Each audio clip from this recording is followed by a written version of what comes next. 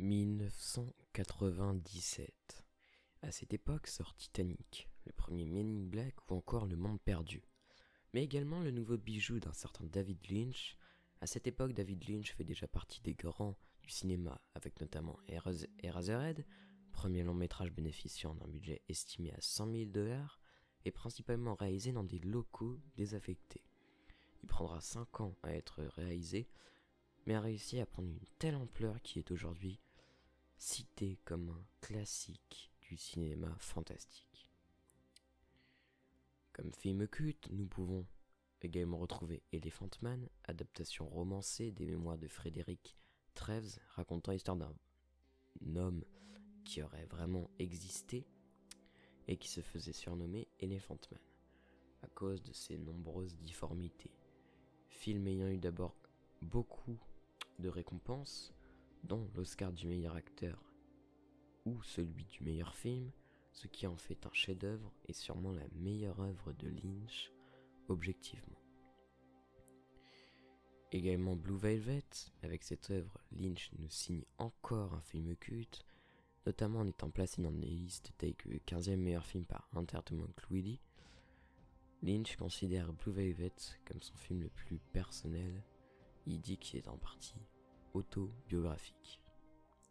Mais dans cette vidéo, j'ai décidé de vous parler d'un film en particulier, Lost Highway, qui m'a vraiment retourné le cerveau. Et je pense que du coup, en parler, ça me fera du bien. Voilà, j'avais envie de partager mon expérience avec vous. Donc ce thriller psychologique et noir contemporain nous raconte l'histoire de Fred Madison, un saxophoniste plutôt aisé de Los Angeles, mais il soupçonne sa femme Renée de le tromper. Très vite après le début de ses soupçons, il reçoit des vidéos filmées par un inconnu, montrant l'appartement où vit le couple, vu de l'extérieur puis de l'intérieur. Après la visite peu rassurante d'une équipe de policiers, une nouvelle cassette vidéo montre Fred à côté du corps de sa femme assassinée. Il est alors condamné à mort pour ce meurtre, mais un homme mystérieux l'arrache de ce destin par un moyen inconnu. Fred Madison se retrouve alors dans la peau d'un autre homme, comme dans un rêve. Les éléments de son passé vont peu à peu réapparaître sous une forme différente. Donc en fait, ce film il est composé en 2 parties.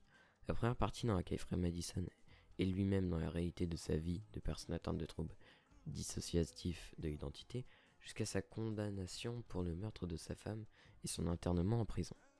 La seconde, dans laquelle Fred Madison vit un rêve de jeune homme garagiste, mais où apparaissent en lui de multiples occasions des bribes de sa vie réelle, des éléments de relation avec la première partie tels que des personnages ou des éléments du décor. C'est donc grâce à cette construction de parties que Lynch arrive à nous captiver, ou dans un aspect très dense et déstructuré, mais également des moments de cinéma magique, des plans complètement fous, une ambiance tendue et sombre. Si je vous ai dit précédemment que le film pouvait nous captiver ou pas, ce n'est pas par hasard, car le film est loin d'être très bon pour tout le monde. Et ça peut se défendre, même si personnellement je me suis laissé prendre du début à la fin. Faut avouer que le Lost Highway n'est pas le Lynch le plus accessible, même si on se demande quel Lynch est vraiment le plus accessible. Certains lui reprocheront son rythme beaucoup trop lent, les dialogues assez moyens et assez plats, et que ça a ni queue ni tête.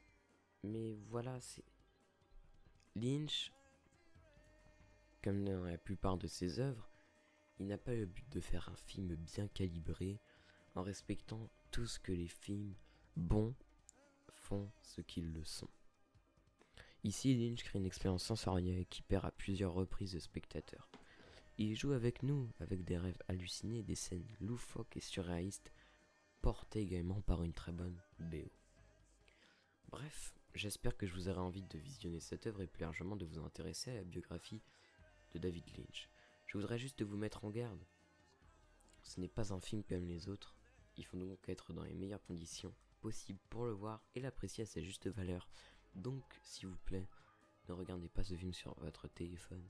Regardez-le avec un bon son et dans les meilleures conditions possibles. Faut pas qu'il y ait de gens à côté, voilà. Et ça pour tous ces autres films, que ce soit Mulholland Drive, Eraserhead, tous ces films où t'as vraiment besoin de d'être transporté. Pour cela, faut vraiment être dans les meilleures conditions.